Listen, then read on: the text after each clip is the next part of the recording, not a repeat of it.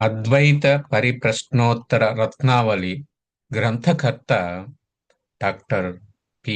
భానుమతి గారి రచించిన మొదటి ప్రశ్న, దానికి సమాధానం. ఆ, ఈ మొదటి రోజు మొదటి ప్రశ్న, ప్రతిరోజు ఒక ప్రశ్న సమాధానం గురించి తెలుసుకుందాం. ఆ, నేను ఈ పుస్తకం చదివినట్టు ఉంటుంది, దాంతో పాటు మీరు విన్నట్టు ఉంటుందనే ఉద్దేశంతో ఆ, ఈ యొక్క కార్యక్రమం మొదలుపెట్టడం జరుగుతుంది. మొదటి ప్రశ్న: నచికేతుడికి జీవుడి అస్తిత్వాన్ని గురించి ప్రశ్న వచ్చింది. జీవుడికి దేవుడున్నాడా లేడా అని ప్రశ్న వచ్చింది. దేవుడనేవాడు ఉంటే ఇన్ని అన్యాయాలు, అక్రమాలు సహిస్తూ ఎందుకు ఊరుకుంటున్నాడు?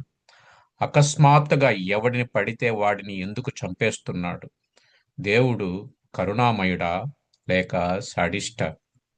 ప్రతి సామాన్యుడికి ఈ ప్రశ్న వస్తుంది.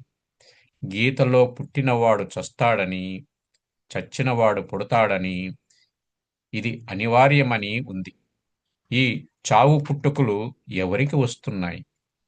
జీవుడే చచ్చి పుడుతున్నాడనుకుంటే వాడిని చంపుతున్నవాడెవరు? చావడం అనేది క్రియ కదా. క్రియ జరగాలంటే దానికి కర్త దేవుడా? ఏం ఆశించి అతడు ఆ కర్మ చేస్తున్నాడో తెలియవలసి ఉంది. అందుకే జీవుడు దేవుడున్నాడా లేడా అని, ఉంటే ఎక్కడ ఉంటాడని, వైకుంఠంలోనో కైలాసంలోనో ఉంటే తన దారిన తాను ఉండక ఈ పని చేయాల్సిన అవసరం ఏమి వచ్చింది అని అడుగుతున్నాడు. దీనికి సమాధానంగా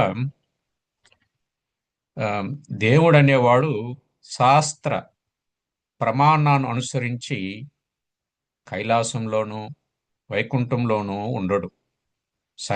సర్వత్రా ఉంటాడు. చావు పుట్టుకలని కర్మ జరపాలంటే అతడికి ఒక ఆకారం కర్మ చెయ్యాలి.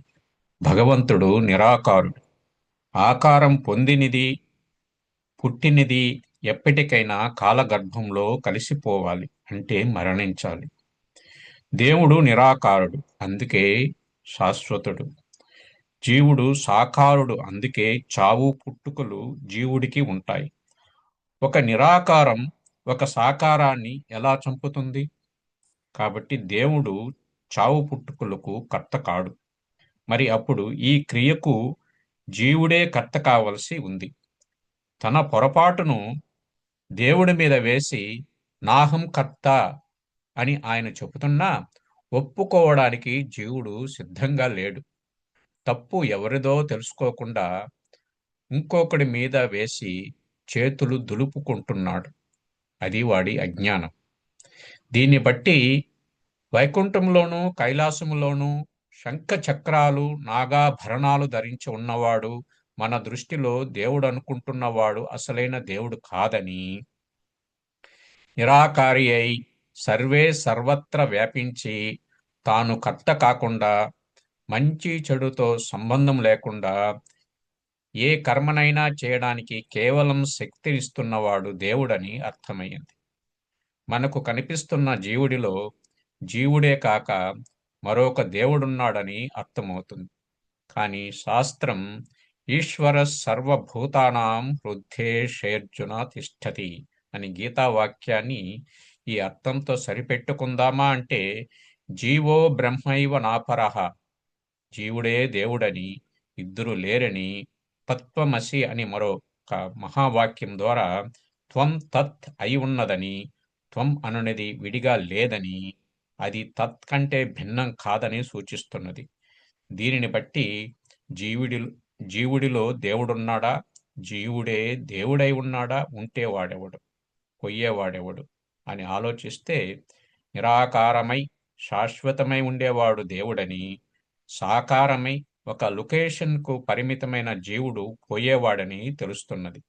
జీవుడు దేవుడు ఒకడేనన్న శాస్త్రవాక్య నిత్యంగా కలగాలంటే దానిని ప్రమాణం ద్వారానే తెలుసుకోవాలి. రేపు ఆ ప్రమాణం అనగా ఏమిటి? అవి ఎన్ని విధాలు? జీవుడు దేవుడు ఒకటేనని ఏ ప్రమాణం ద్వారా తెలుసుకోవచ్చు అనే ప్రశ్న గురించి రేపు తెలుసుకుందాం. ధన్యవాదాలు.